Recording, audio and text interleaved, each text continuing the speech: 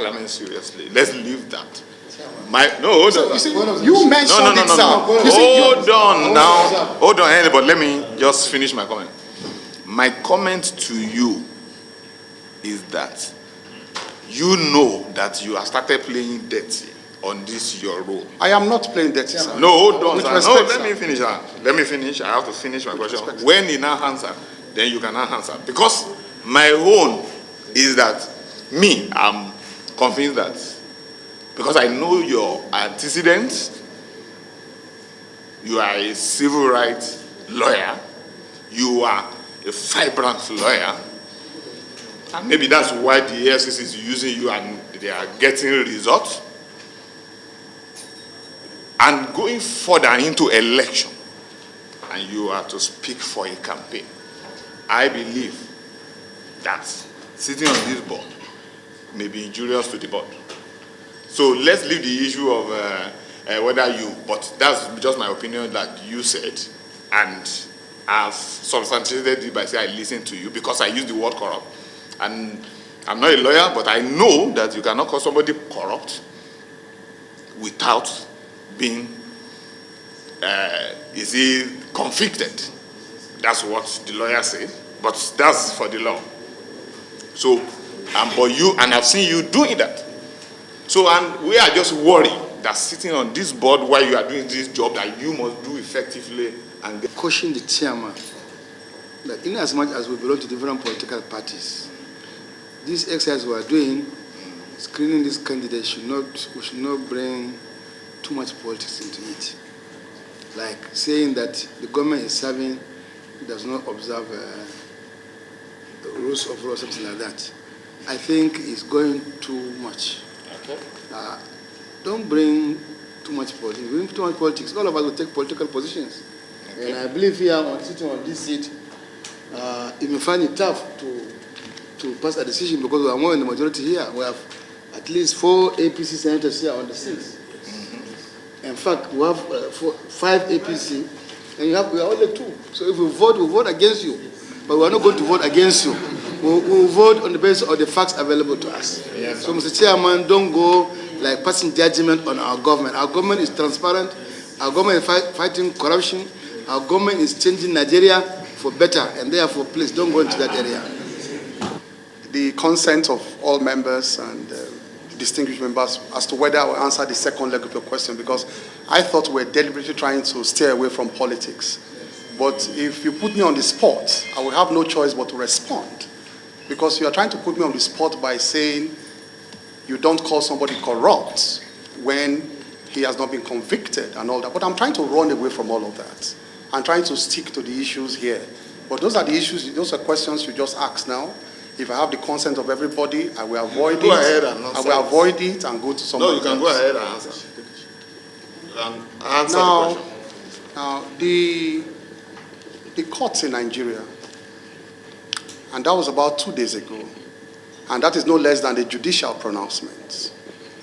They just held that if you release the list of corrupt persons, you have not infringed on their rights.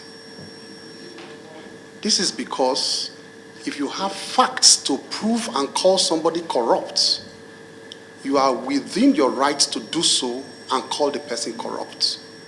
Especially when that document has to do with the report of an institution that is imbued with the right to carry out investigation.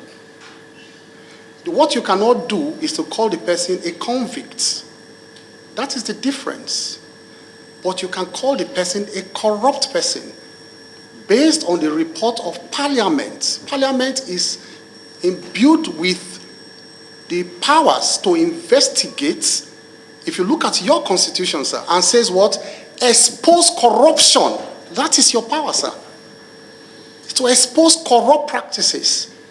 Therefore, if Parliament comes out with a report saying somebody is corrupt, the Parliament has spoken truth because that is your power to expose corruption.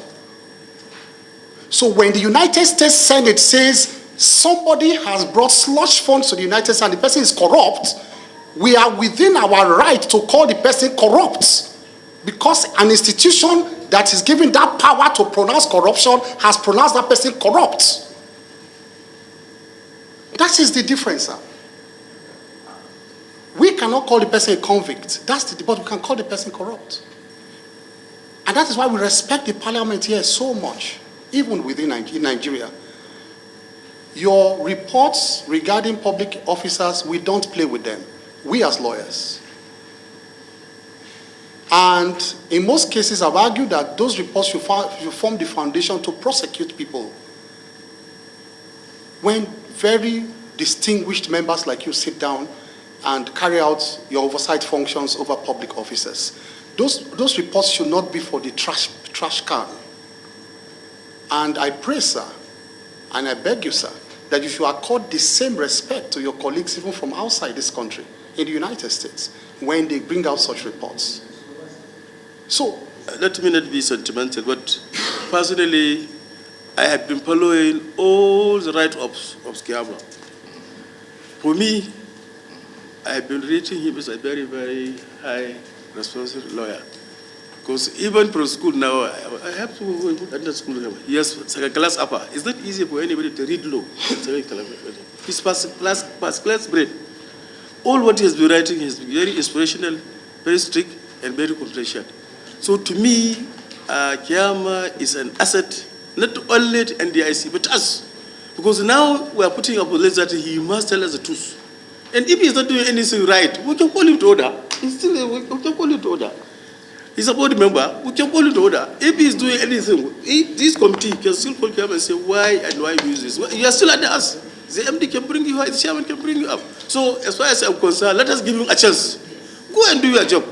And like rightly what my senior colleague said, His Excellency said, he said that if now we are going to vote, we'll outvote them. Because already APC is the majority. Like, if you want to win anything, go to APC. Yeah. PDP is just a new brand.